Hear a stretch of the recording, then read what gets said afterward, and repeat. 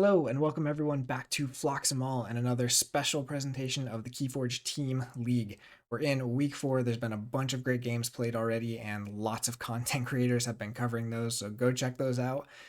This week we've got a matchup between the Tavern Ballers and New World Co teams. These are teams in group 2, I believe.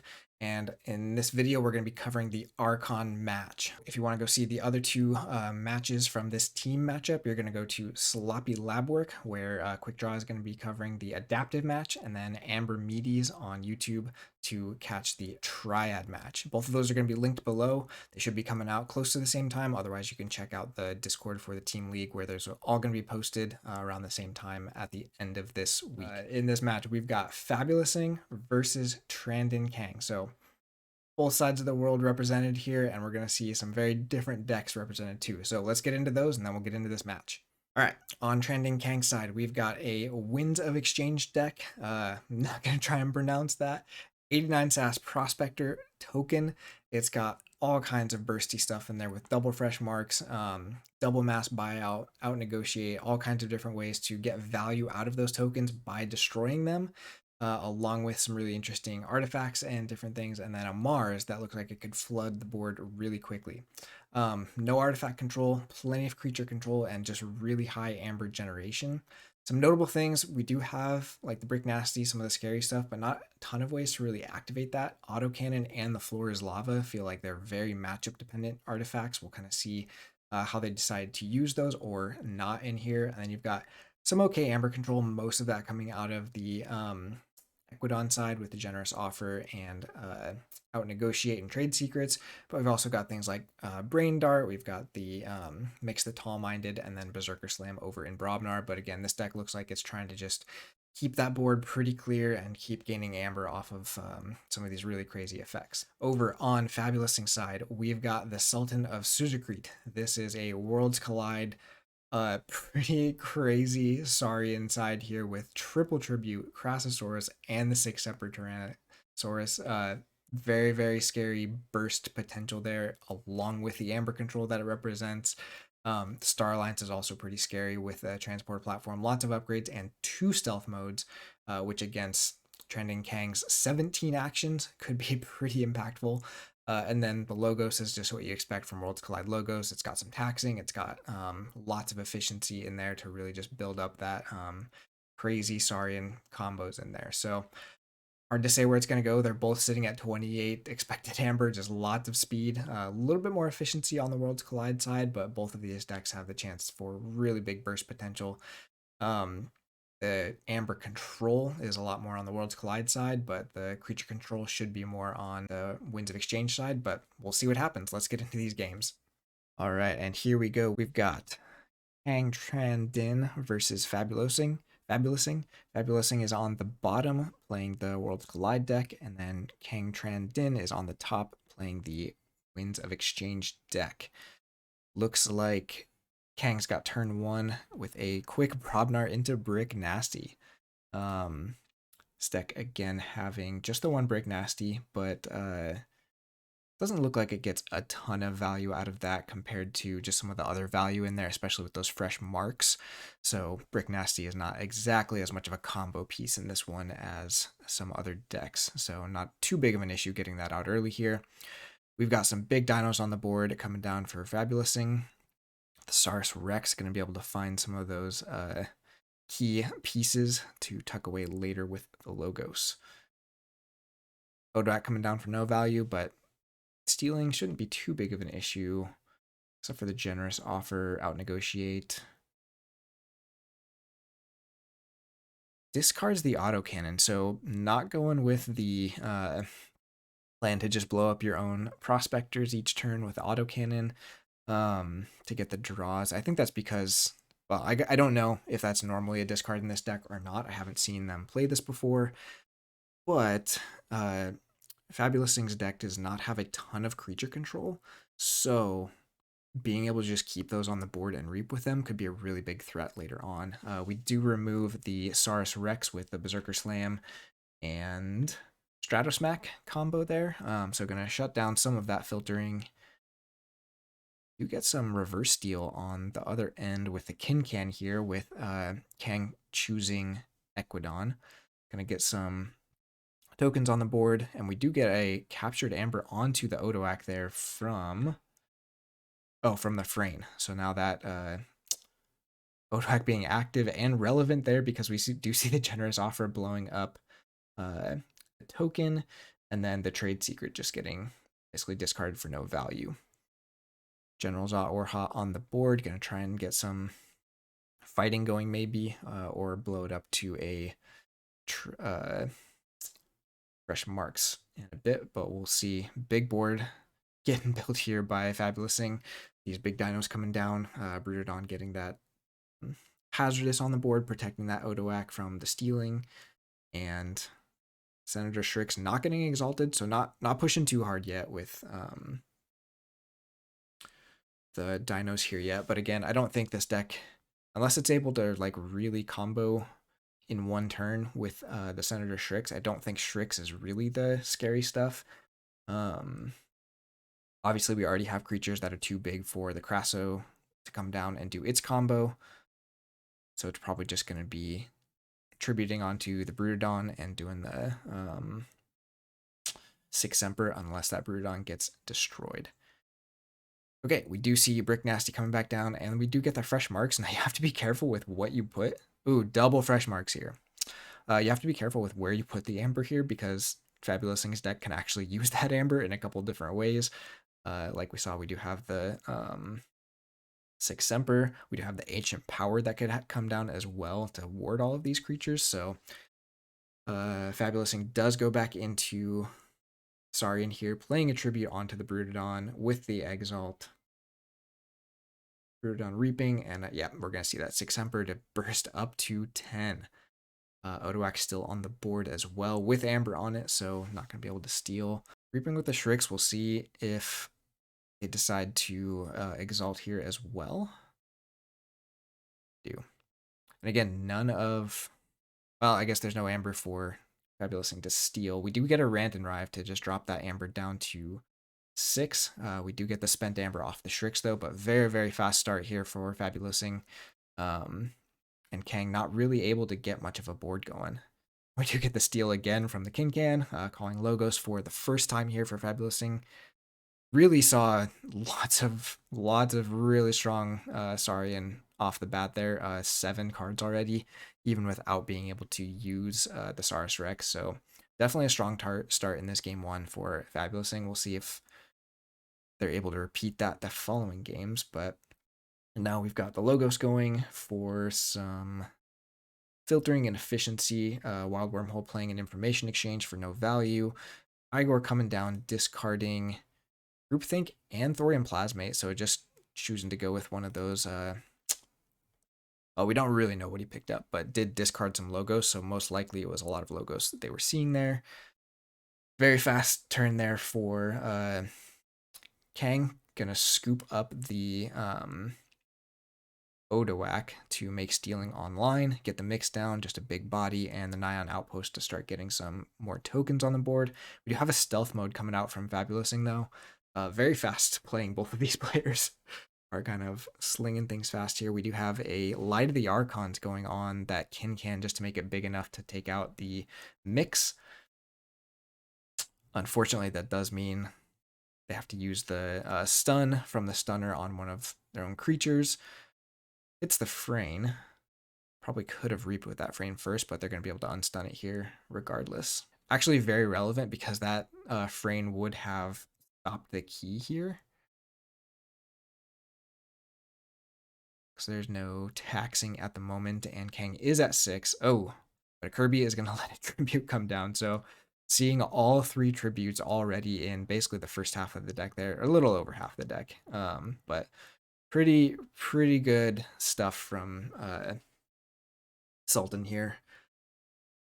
We'll see what Kang is able to do kind of on the comeback. So we do get the key stopped and all that Amber piling up on Kincan, but a little bit more of a board presence coming down from Kang. See how Fabulousing responds. We've got second stealth mode coming out. Just brutal stuff here. So we did lose the genetic blast already to the stealth mode. But it's going to be pretty tough, I think, at this point for Kang to deal with. Ooh. Fabulous Thing deciding to bounce that Kin Can with all the amber on it just to be able to replay these upgrades. And we're going to reap with those upgrades now with the Kirby. Fabulous Thing going to 10 amber already. 11 is going to Ancient Power. Kang does get that first key through, but not sure they have too many answers left for just this crazy speed coming out of Fabulous Thing's deck. All right, we've got more tokens coming down, and that is game 1 in the books in about 8 minutes. Very, very fast there. But again, I think that was not having seen Fabulous Thing's deck play too much. That seemed like a lot of the Saurian value right off the bat, with Kang's deck kind of maybe feeling a little bit clunky with some of the lower creature count there, not being able to kind of control the board. A Mesmerist come down, and we get Logos for Fabulous Thing. Sorry, throat is struggling a bit. So just a bit of a filtering turn there, getting the daughter value for at least one turn, playing the Wild Wormhole into Cutthroat Research, so a lot of Logos cards gone early, which seems like this deck is okay with that. It really wants to build towards this Star Alliance and Saurian boards. Early Transporter platform as well could be a problem. We saw right at the end there, just tons of burst from that card with this Star Alliance, being able to house cheat and bounce the upgrades. We get value from the Mesmerist for Kang, but we do see a Fresh Marks here, just going to only be able to put 1 amber on that frame. We'll see if Fabulous Thing is able to capitalize on that right now. Kang is up to 4 amber there, which is probably all going to get captured between Odoak and Tribute. We'll see if a Tribute comes down. We do get the Ancient Power getting some warding, which is going to be interesting in how that interacts with the Transporter platform, because now you can just bounce the upgrades without actually moving the frame. So we do see a Tribute, but just for 2 amber there, no Exalt, just kind of playing it safe, but we do go to check on Fabulous Thing's side for key 1. Mass Buyout and Market Crash is going to deal with that board. Going to be a couple chains for Tran there, but does put Tran into, or sorry, Kang. I don't know exactly how you want me to say your name. I'm sorry about that. But they do go to check on 7. We'll see if Fabulous Thing is able to answer, but going into Logos, I don't think we could have an Eddie and an information exchange. Does not stop the key. Okay, so Kang able to get a key. We did see a key there for Fabulous Thing as well. Again, both players playing very fast. Group Think Tank, not a huge threat to this deck, I don't think. Most of its creatures are either really big or it's just going to be tokens, which don't really mind getting blown up to a Group Think. But again, those wards are really not easy for Winds of Exchange, or a deck like this at least, to kind of deal with, unless you have a lot of damage pips. But we'll see. Fabulous Thing going back into Saurian here. Failing Strike for very little value, but is going to be stacking some amber onto that Group Think Tank. Got a City State as well. And there goes the Crassosaurus. So that is one of the bigger threats of this deck going away. Again, its value in this matchup is tough because a lot of Kang's creatures, especially those Brobnar, are going to be bigger than the Crassosaurus. So setting up Crassosaurus into 6 Semper is going to be really, really difficult. You're probably better off going like you did in game 1, just planning to hit your Brutodon or something bigger like that. Okay, so more positioning around the Group Think Tank, but we've got a Star Alliance turn with a Kirby coming down. Stealth mode in effect for Kang's next turn. The Tribute getting played off of the Kirby, and that Kirby is going to be able to bounce because of the Transporter platform, and we'll see what action number 2 is. It's going to be second Tribute. just for some amber. Still no ways to capitalize on that. And is that our third tribute now? Let's see. So that is all 3 tributes and the Crassosaurus gone with no 6 Semper to follow up with. So if Kang is able to deal with this group think tank here, that could be a lot of the steal potential of Fabulous Thing's deck gone, at least for a little bit here. But Fabulous Thing is also cycling through the deck pretty quick. So should be able to get back to some of that. Again, there is a stealth mode in effect this turn, but there's a lot of Equidon creatures on the board, so I'm guessing we're just going to see some reaping and fighting, making more tokens. We'll see what Kang decides to do as far as that group think tank. Yeah, gonna start fighting some stuff in there. Getting a draw and a double pip steward coming down just for some value. There is 1 damage coming in off of the General Zaorha. Still needs 3 more to kill it, which unfortunately would mean the either fighting with the recruiter or both with the token and your other steward. Okay, decides to go with the recruiter just to take that out. Going to check at 8. Fabulous Thing, very fast draw. House choice into Logos. Probably going to be looking for some of those eddies now to at least tax this key. Igor should be able to do that. We do see the Saurus Rex getting discarded as well as the Wormhole Tech. And there's 1 eddy. And second eddy is actually going to stop this key now. With a key cost of 10, 1 of them getting warded. But this is where we can see Fabulous Thing's deck struggling a little bit more, just not having the creature control to maybe deal with a really wide board from Kang's deck. So we'll see Kang is able to really capitalize on that here. Could see some Brobnar, although we have seen both the fresh marks, I believe. Oh no, that was last game. We've only seen 1 fresh marks. So fresh marks into some Brobnar fighting could be really impactful here. Possibly also some direct damage to take out warded Eddie. And apologies for my throat. I don't know what's going on. Try and make it through this though.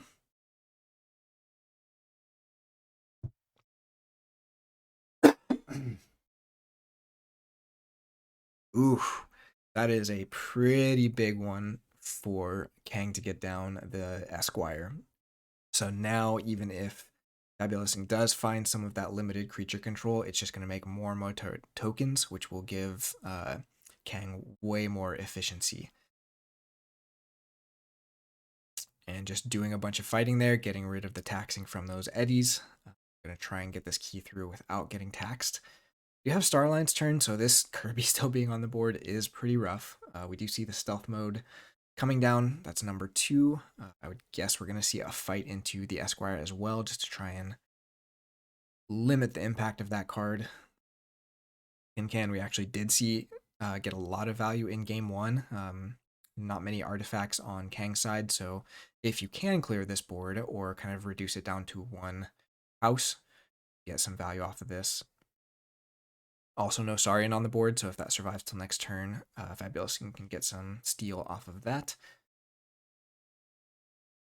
And we see King Can's Blaster archiving the Esquire off the board. I do not love how that interaction works. I think it should go to your archives, but that's just not the way it is. But now we see triple upgrades going on to that Kirby, which is going to be able to stun the Brobnar here, and then bounce for a huge burst.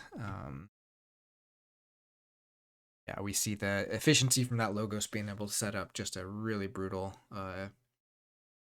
Star Alliance turn here. I do think we're going to see the key go through for Kang from what we're seeing, but really, really going to cripple this board and put tons of pressure on from the Amber side. So we'll see how Kang can respond. Con Equidon twice now, so going back into that seems unlikely for Amber control. But it's possible. We haven't seen some of those Amber control cards yet. And going to check here for Kang, I think would also be pretty important at this point. Just to really limit Fabulous Thing's options.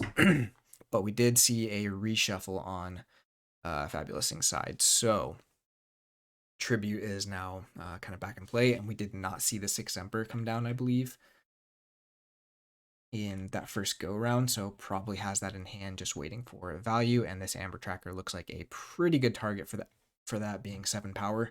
All right, we've got some Mars coming down. We've got Mix the Tall-Minded, going to do a little bit of taxing here, but it's really not enough to even stop them from being checked for key 2, and did not get to check themselves. So Fabulousing basically just has to deal with that mix, and I think that will be the game, because just the amount of amber that they're going to get off of this Starline's turn is going to be massive. So we see the fight from the Amber Tracker first, just while it's got the armor and everything. Going to take out the Mix the Tall-Minded.